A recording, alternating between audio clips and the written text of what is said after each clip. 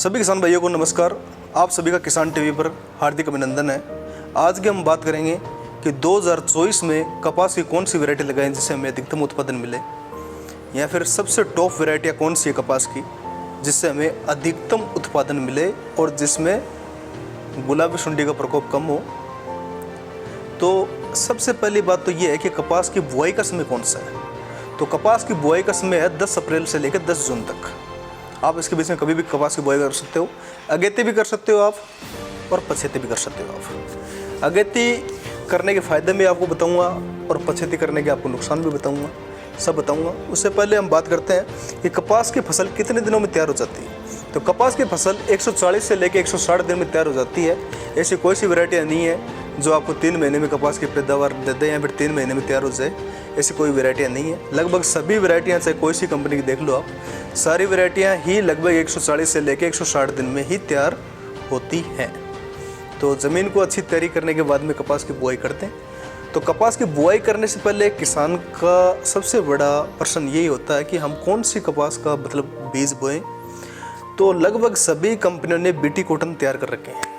BT cotton का मतलब ये होता है, यानी बीटी कॉटन बनाने वाली कंपनियां ये कहती हैं कि बीटी कॉटन में एक बैसिलस थुरिनजिसिस नाम का जीवाणु होता है, यानी बैक्टीरिया होता है, जो कि एक पॉइजन पैदा करता है या विषाक्त पैदा करता है, जो कि गुलाबी सुंडी लगो या फिर कुछ कीट लगो उनके प्रति यह एक पॉइजन पैदा करता है। अब वो तो आपको पता ही है कि गुलाबी सुंडी के प्रति कितना कौन सा बीटी कॉटन है कि नहीं है, या फिर जो कंपनी ने अलग अलग वेराइटियाँ बनाई है सभी ने, उस पर कितना क्या डिपेंड करता है।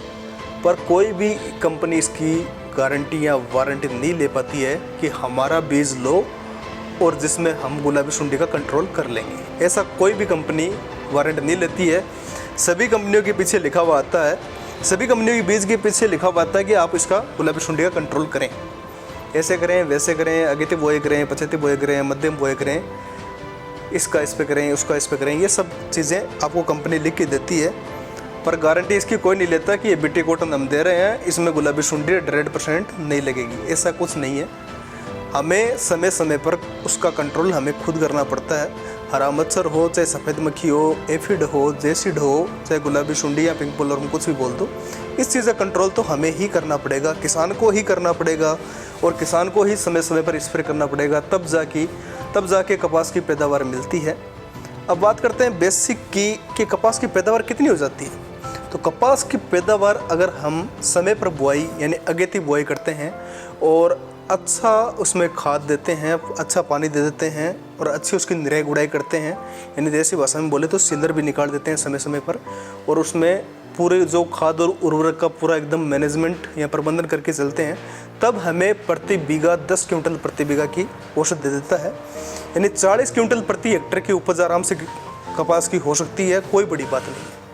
लेकिन उसमें हमें गुलाबी सुंडी का और किसी भी प्रकार के कीटों का आक्रमण नहीं होना चाहिए, समय पर स्प्रे करना चाहिए, समय पर बुआई करनी चाहिए, समय पर खाद देनी चाहिए, तब जाके हमें 10 क्विंटल प्रति बीघा एवरेज मिल पाता है। बात करते हैं कपास के वैरायटियों की, जो कि हमें कैसे कैसे कितना उत्पादन देती है या फिर कौन सी वैरायटी अच्छी है।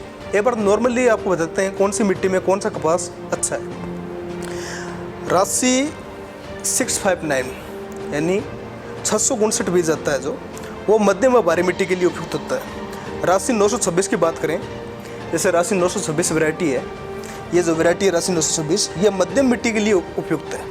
यानी न तो ज़्यादा भारी मिट्टी हो न ज़्यादा हल्की मिट्टी हो, मीडियम जो दोमट मृदा है उसके लिए ये कामयाब है।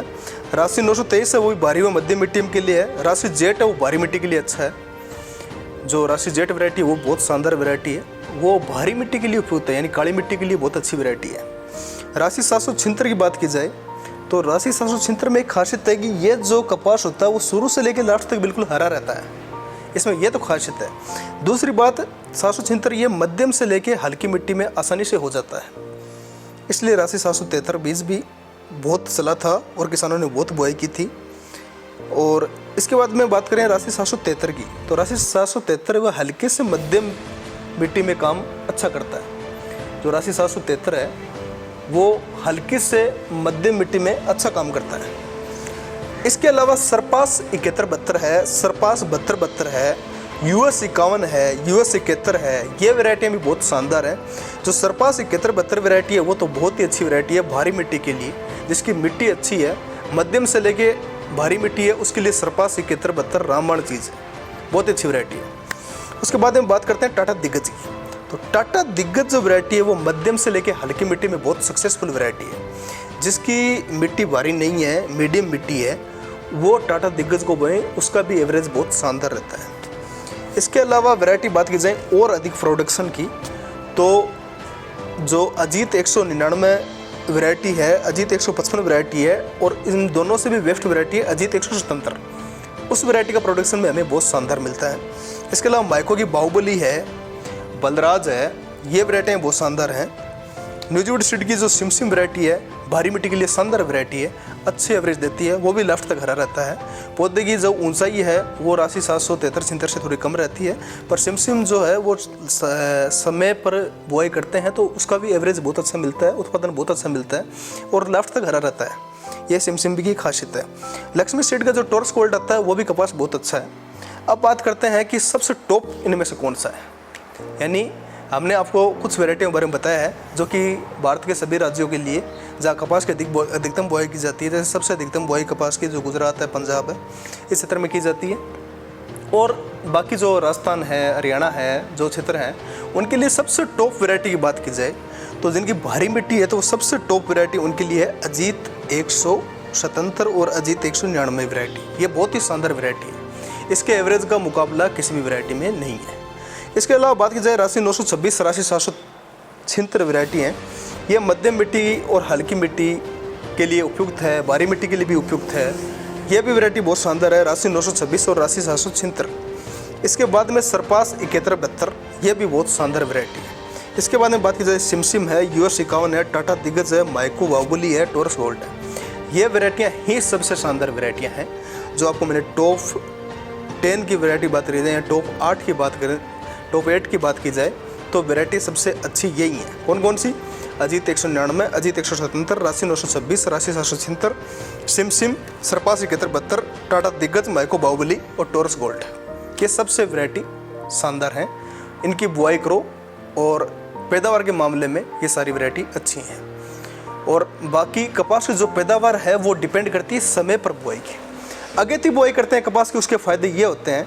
अगेती बुआई करने में फ़ायदा, पहली बात तो ये है कि जो जैसे कई किसान भाई अप्रैल में कपास की बुआई कर देते हैं, अप्रैल में बुआई कर देते हैं तो उसका पहला फ़ायदा तो यही है कि एक तो जो मई में और जून में जो गर्मी पड़ती है वो पौधे पे ज़्यादा प्रभाव नहीं डाल पाती है, क्योंकि मई जून वाली गर्मी जब पड़ने लग जाती है उससे पहले पौधा अपना विकास कर जाता है, उसके बाद में उस पर ज़्यादा कोई नुकसान नहीं हो पाता है।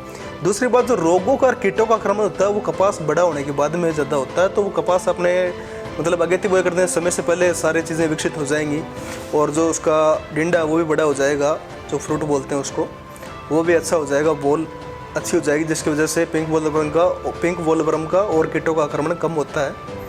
इस चीज़ में बहुत फ़ायदेमंद है। अगेती बुआई करने का ये बहुत अच्छे नतीजे हमें देखने के लिए मिलते हैं। तो आपको बता दिया है कि सबसे अच्छी वैरायटियाँ कौन सी हैं। समय पर बुआई करो और अच्छी पैदा करो। अच्छी पैदावार करने के लिए हमें समय समय पर कीटों का व रोगों का कंट्रोल करना ही पड़ता है, तभी ही हमारी अच्छी पैदावार होती है। तो सभी किसान भाइयों का धन्यवाद। मैं राहुल चौधरी, बहुत बहुत धन्यवाद।